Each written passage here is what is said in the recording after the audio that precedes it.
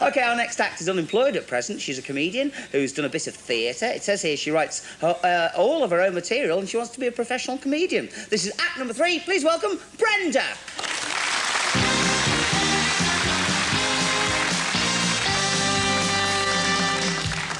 Something strange happened to me the other day. My relatives came to visit me. Relatives is a strange word to call them. I prefer to call them Draculas because they can't wait to drink your blood. When they get into your house, they think how should be a beach. Just in case you haven't got sands on the carpet like the beach, they bring their own sand. When they get into the living room, they empty the sand right in the middle of the living room. And to make matters worse, they turn the heat up very high so it can burn you to death. The sun, thinking it's the sun. You can't take off your clothes in front of your relatives. No, they said to your mother, what kind of girl is she? If we wasn't here, she'd be naked in front of a man. To my aunties, being naked is showing your naked arm. Just imagine you're walking down the street and a man stares at your naked arm. You're going to charge him £100 for just looking at it. So, I made an excuse to leave the house, saying I was going to buy an axe. My auntie says, don't buy an axe. Don't buy an axe. Go in and make sandcastles. I said, I'm 19 years old. I don't make sandcastles anymore. And they said, Mrs. Van's daughter's 50 years old. She can make sandcastles, even bridges. I don't want to hear about a person who's 50 years old and makes sandcastles and even bridges as well. So there was I, in the living room, with a shovel in one hand and a bucket in the other end. And so, my artist told me what name was going to give the sandcastle. I said, sea monsters, and they say, why? Because it reminds of you two, that's why. So they took it lightly with a polite laugh.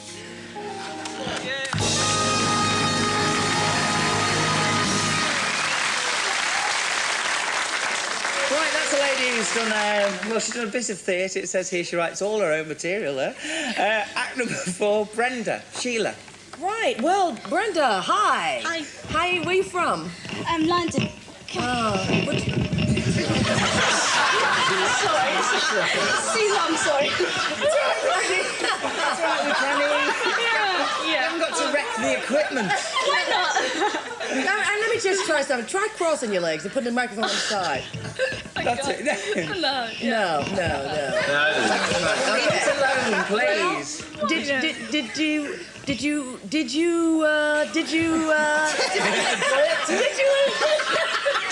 have a good time today? Yeah. Somebody told me that was a good line to use in situations like this. Yeah. And, I'll tell you, all right, I'm going to be serious now. You know that it wasn't really, like, top-notch. We're not talking here... Do you know that? What? Do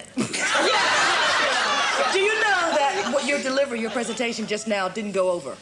The audience didn't... Do you know they were laughing because they didn't like it? No. Oh, okay, all right. So I'm going to be properly critical. Did you like it? All right. I was laughing because I didn't like it, okay? I'll put it that way, okay? It sounded to me as if I totally didn't have a clue what you were talking about. And I wanted to know. I really want... This is constructive. This is not trying to take a dig at you, okay? I really wanted to understand what you were saying. And it sounded as if you were reading from Jack Anori or Pob or something like that. And it was a story you were reading, and I couldn't get the humor, and I wanted to. It's a story, but it's putting funny bits into it. Right. Yeah. Okay, well, it's obviously went over my head, okay? But the audience is obviously much more intelligent, and they reacted to it a lot better than I could do. How many points? But I'm going to give you 10 points. 10 points for Sheila and good luck.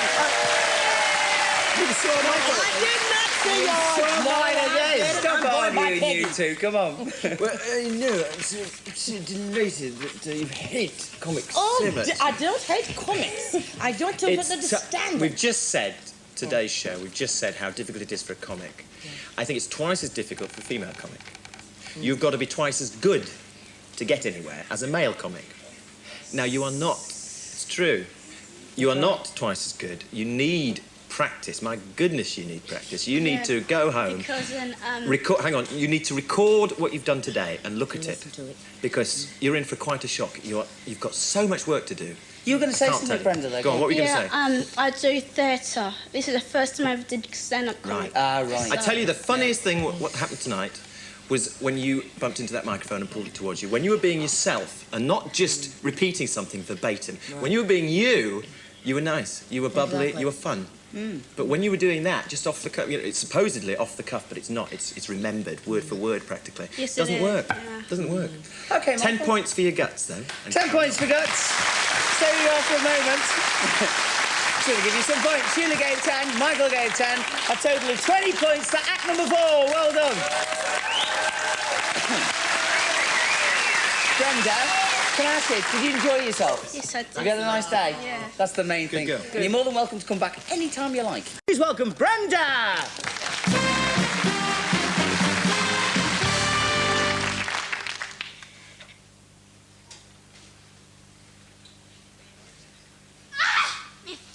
I hurt my foot on the broom.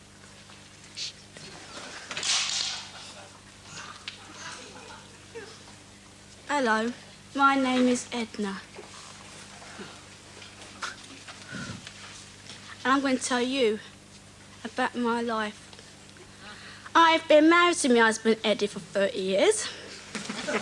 I didn't want to marry my husband Eddie, but my dad handcuffed me to his neck.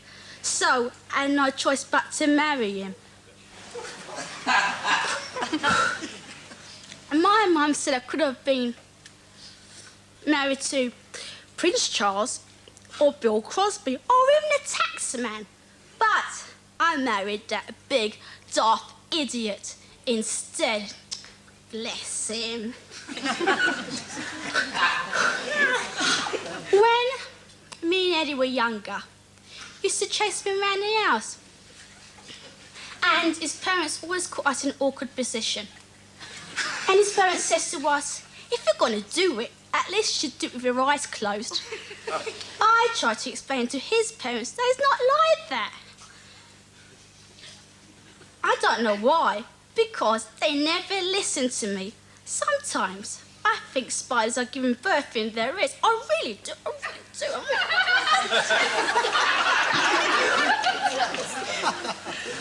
And his parents says to me, we've got our way of doing, you've got yours. Sometimes I think they make love standing on their heads. That's why they're so stupid. Now Eddie's older. He looks like an octopus every single day. I like a bit of gossip.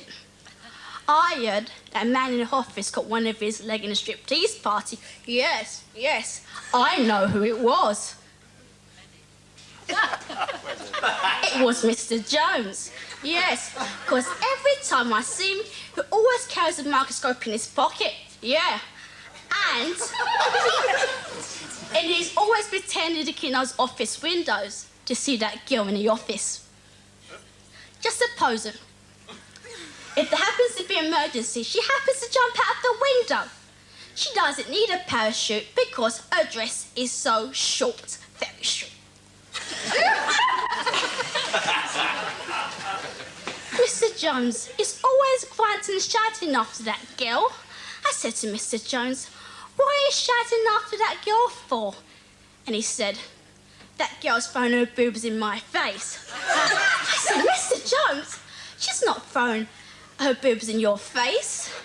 She would have if I wasn't standing next to him, man.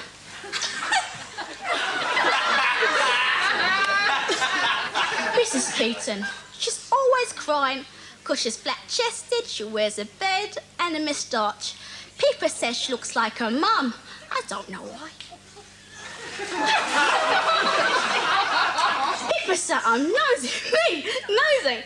I just get the gossip before the newspaper does, that's all. Oh, I better go, because I might throw my boobs at Mr. Jones' face.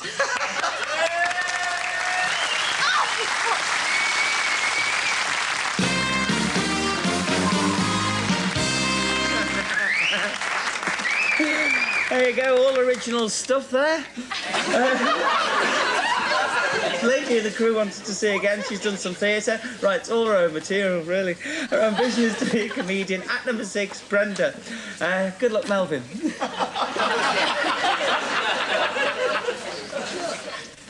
Brenda, well, why did you just shake your head just now when you finished? I always do it when I go to theatres, and when I'm doing this kind of sketch, I always bang my head, because that's sort of like a habit. Oh, I see, because you did that. Oh, it's because I was playing the part. Because they always say, when you play a part, you've got to feel it. And that is what I was doing, feeling the part. Yes.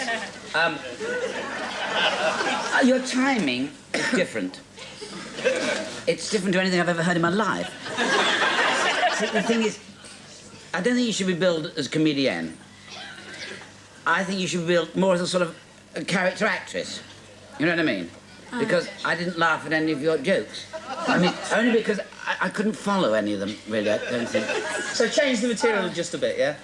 Yeah. No, scrub the material. Your material is rubbish. It's dreadful. No, I mean, I cannot tell a lie. The thing is, I see you as a sort of... You could be in a soap or something. 18 points from Melvin. And Stan, what about yourself, sir? What do you think? Well, Brandy, what can I say? What were you smoking, love?